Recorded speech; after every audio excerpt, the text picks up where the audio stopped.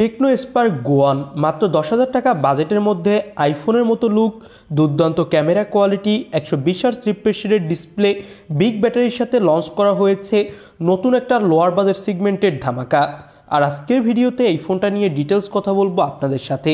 বাংলাদেশের মার্কেটে ফোনটা কবে কি আসবে, বাংলাদেশের মার্কেটে আসলে দাম কত হবে এবং এই বাজেটে এর অন্য কোনো কম্পিটিটর আছে কিনা, এইসব বিষয় নিয়ে বিস্তারিত কথা বলবো আজকের ভিডিওতে।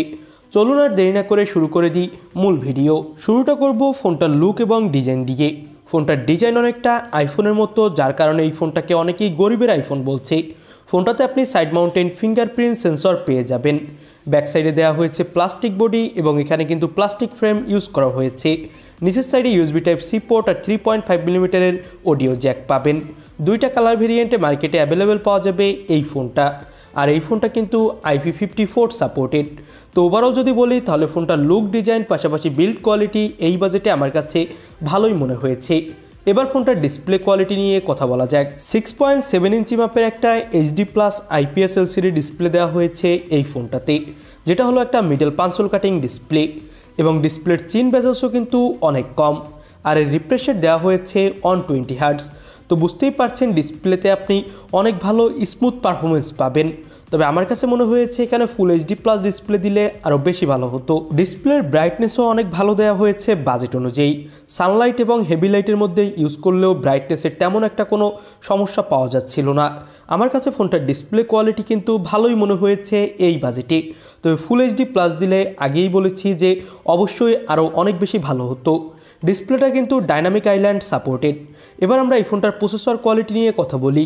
ইউনিসকের টাইগার T615 চিপসেট ইউজ করা হয়েছে, যেটা হলো 12 ন্যানোমিটার আর্টিটেকের উপর বিল্ড করে তৈরি এবং এর up to clock speed 1.6 GHz। GPU Mali G57। ফোনটাতে আপনি পেয়ে যাবেন ডুয়েল সিম কার্ড স্লট। গেমিংয়ের কথা বলতে গেলে PUBG, Free Fire, Call of Duty, Asphalt 9 এইসব ধরনের গেমগুলো এখানে আপনি খুবই হাই সেটিংসে প্লে করতে পারবেন না, যেহেতু লোয়ার বাজেট সেগমেন্টের ফোন। স্মুথ গ্রাফিক্সে আপনি লো কোয়ালিটিতে প্লে করতে পারবেন, তবে তাতেও কিছুটা ল্যাগ ইস্যু অবশ্যই থাকবে। তবে মাল্টিটাস্কিং যেমন ইউটিউব, ফেসবুক এইসব খুবই জোস লেভেলে ইউজ করতে পারবেন।